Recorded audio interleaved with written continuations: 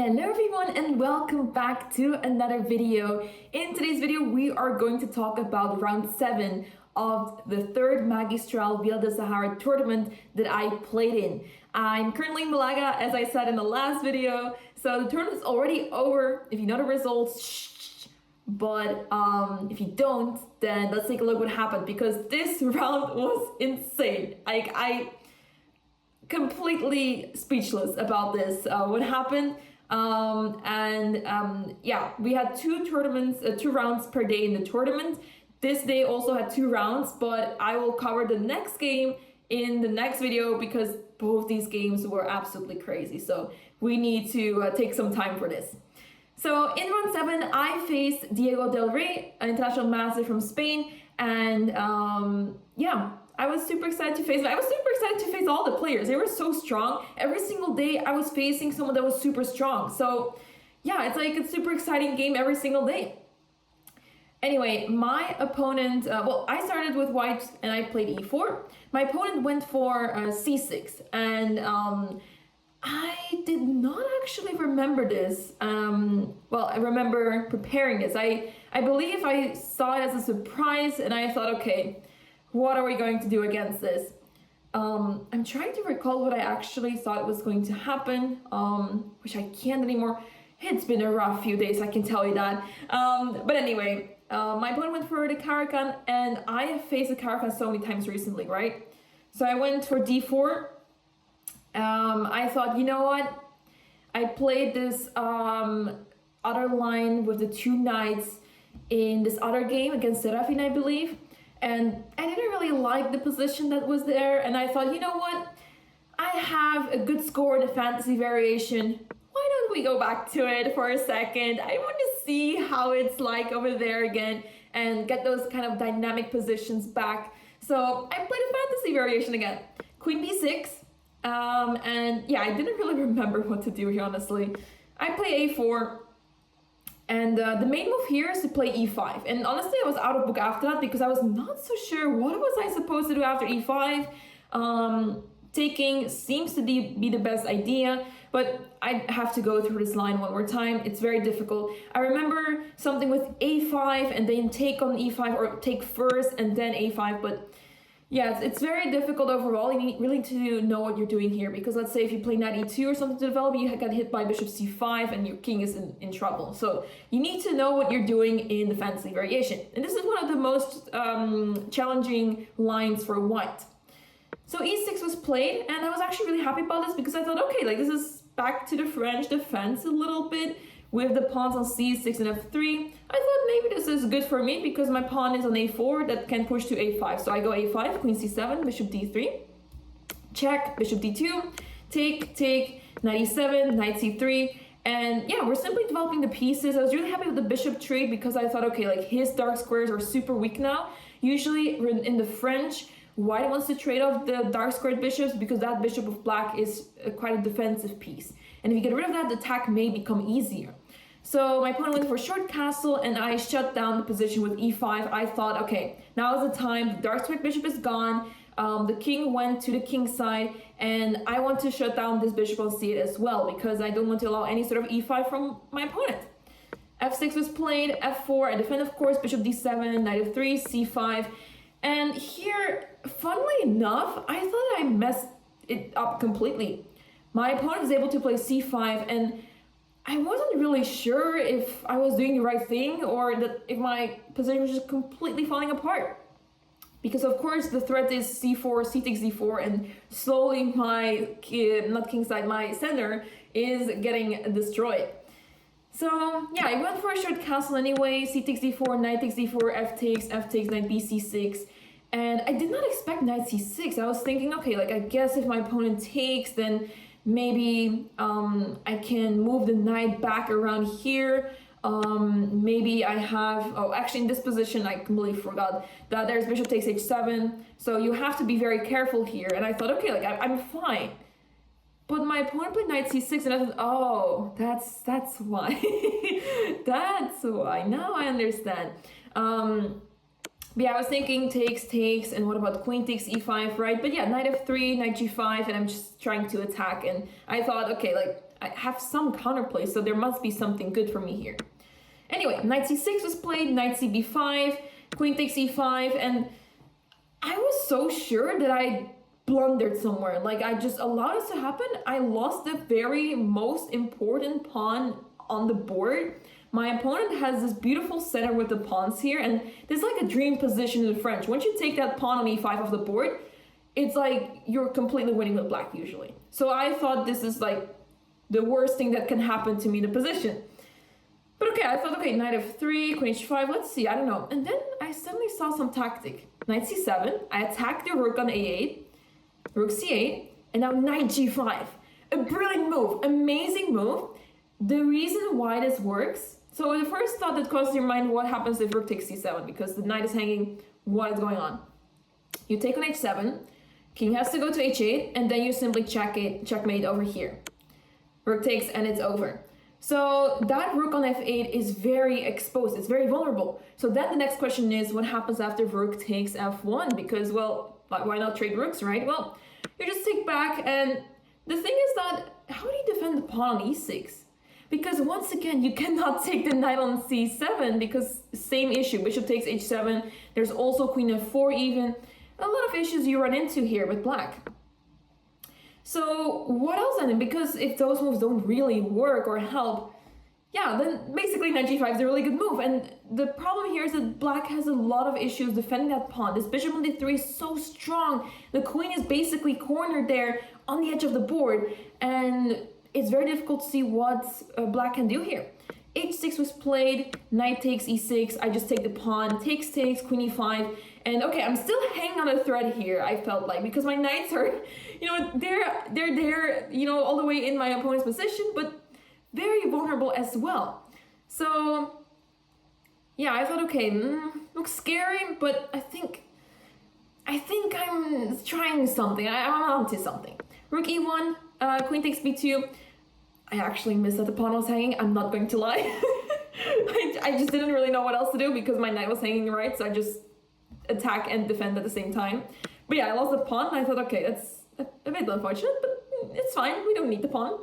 Queen e3. I was spending some time here because I wasn't sure, do I put my queen on f2, f4, e3, anywhere else? But I like the square e3 with the reasoning that I can go to g3 or to f4 or c5 maybe.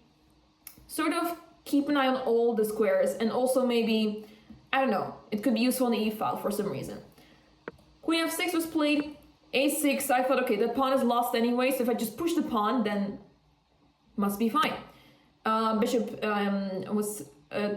captured the pawn, not the pawn, the knight on e6, knight takes e6, b6, and we're in this position now, and yeah, I was not so sure what to think of it. I thought it was really like worse or something, because I don't really see entry points in my opponent's position. I play queen g3 with the idea that, okay, I'm, you know, keeping an eye on that pawn on g7. I want to somehow distract the queen, but I'm not sure how.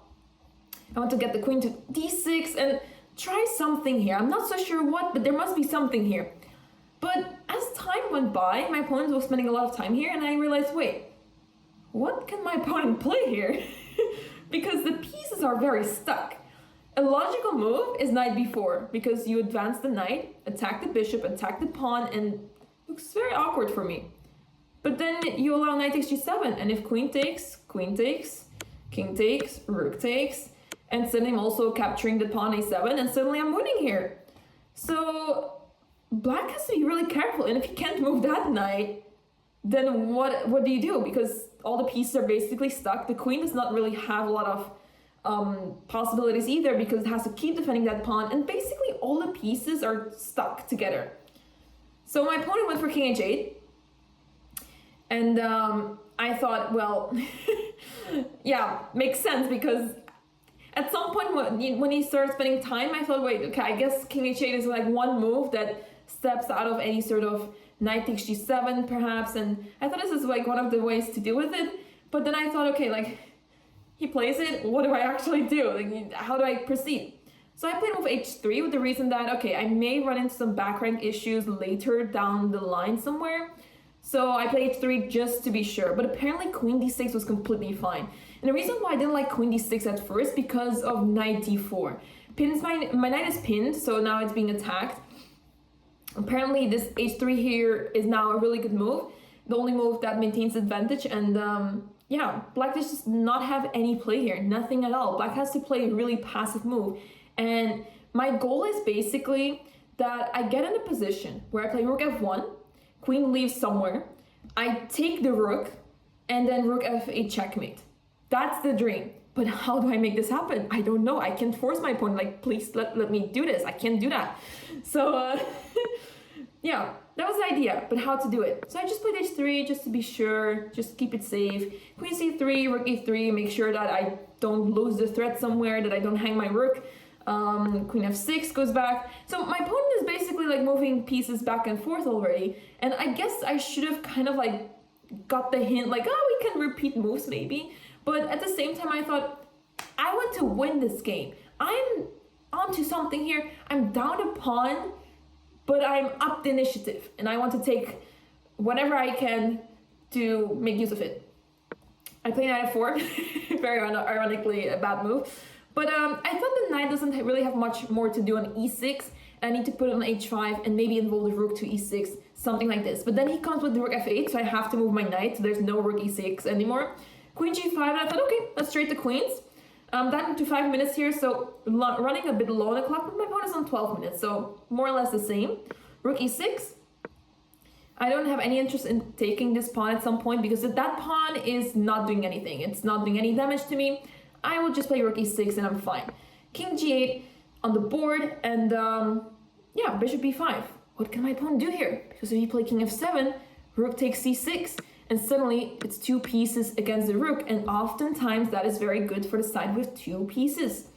So my opponent, of course, cannot do that. So he has to defend. And then I take on c6, knight has to recapture back, and then rook g6. And all of a sudden, even though my opponent's up a pawn, he will lose 2 pawns now and will be down a pawn. Crazy. He plays king f7 in the end. Let's say I was thinking rook c7. I was considering to play knight f6, and let's say if king f7, I did consider rook takes g7. King takes, knight e8, king f7, and knight takes c7. And I thought, okay, this is tricky. Knight endgames are super tricky. I thought a really good chance here practically because I can create a pass pawn over here, an outside pass pawn. But apparently it's a draw. But I really felt like that's really good for me, practically. So king f7 is what my opponent actually played. Rook takes g7, king e6, and here I take the pawn g5, and here I'm up a pawn. What can possibly go wrong, right? Knight b4, my opponent is attacking both pawns. Okay, I'm losing another pawn, fine, that's okay. I give a check, king d6, and now Harry is moving forward. It's time. My opponent plays d4, I play h5, I lose a pawn c2, but that's okay, because I have Harry. I play king f2 just to be sure that I'm closer to the pawn on d4, that if it gets to d2, I can play king e2 and we're fine. Knight e3 was played, king f3, king c6. I thought, okay, like this is such a good position, but the clock. I'm on 2 minutes, my opponent on 1, tricky situation. Rook g7 is what I played. Apparently, I did consider this quite a few times during the game, but I couldn't really find a good moment or something that I need to push h6, and I didn't really know when to play this. My opponents could have, stopped it, and I thought it's maybe a little bit slow, rook h7, rook h5, rook h7, because of course I want to play knight g6, etc. But yeah, I was not sure if this is like fast enough, maybe like I can't catch the pawn or something. I was basically overthinking a lot here, and I thought, you know what, I'm gonna play rook g7, prepare h6, h7, rook g8, gg, because as soon as the rook goes to h8, I have knight g6, and I'm fine. But my opponent found the most insane, resourceful moves I've ever seen. Let me show you. Rook f8, king e4, okay. Some tricks down the line, if I take the pawn on a7, there's some knight takes g2. Not so clear anymore, because if I take the knight on g2, my opponent takes the knight on f4, and complicated endgame. Not sure what's going on here. King e4, I step out of that pin, knight f5, and suddenly I'm starting to realize, wait, why are there so many tricks in position? Why is my rook hanging? Why is that pawn defended? Why this? Why that? my mind was going crazy. I have 1 minute on the clock and I don't know what's going on. It's suddenly so difficult. I make the first mistake. The only move to keep the advantage, rook g4. Simply insane. I don't understand. I guess the idea is you play knight e6 and then rook f4. I don't know. This is like some sort of zugzwang or maybe knight g6 in fact. I'm not sure. This is completely insane. But of course I didn't see this move. Some really crazy computer move. Maybe with more time I could have found it, but still, like, only move, you know? Rook g6, knight d6, check. You don't like checks. I guess actually it makes sense to put the rook on g4 because if the knight was defended, I could take that pawn. I guess that's the problem. So now I can't take the pawn because I'm in check. So I play king f3, d3. And I play g3 because my knight needs to be defended. If d2, that I can catch the pawn with king e2. But okay, my opponent went for king c5, rook g7, and I'm lost. Suddenly, I'm shocked. I'm suddenly losing. Knight c4, rook c7 check, king b4, h6. Too late, Anna. Too late. d2, rook d7, and this was deliberate because basically if I play king e2, rook e8 check, and if I go to d1 to try to defend, there's rook e1, and I'm lost here. So after d2, I deliberately played rook d7 with 3 seconds on the clock. I lose the rook, king e2, knight takes d7, knight g6, rook d8, king d1, knight f6, knight e5. And one fun fact, as we were both low on the clock here, my opponent reached out for the knight here. And I was like, and then I remember my opponent shaking his head and he was like, you know, like, he realized the problem. Well, 2 things. He didn't play it. He didn't move the knight. He didn't touch it either. 2, it's still winning. That's the most depressing part. So let's say knight e4, knight c6, king c3, knight takes, knight f2, and my opponent's just queening. So it wouldn't have mattered. But yeah, there was a slight bit of excitement, like, oh, maybe I have a chance still, maybe somehow. But okay, my opponent went for king c3, g4, knight e4, and I thought, okay, it's checkmate very, very soon. And I was devastated. I mean, I could not believe that I was completely winning. And I just threw it. And I thought I made the biggest comeback ever, being down a pawn and then suddenly end up in a winning position and then poof, everything is gone. How can my 2 connected passed pawns just not make it? I could not believe it. But we do have to note, my opponent played amazingly in the endgame. Super precise play, super accurate, and he really made it difficult for me to win. But I do have to say, finding h6 at the right time was not difficult, so I should definitely have pushed Harry even further. And it was pretty easy to do that, to just stop the rook altogether and then continue with my own plans. But I did not expect that my opponent could get such counterplay. So that is definitely on me. Part of it has to do with my time management. I was low on the clock, making irrational decisions, and it was just very difficult altogether. And seeing the analysis back now, I was never worse at this from the start until basically the end game.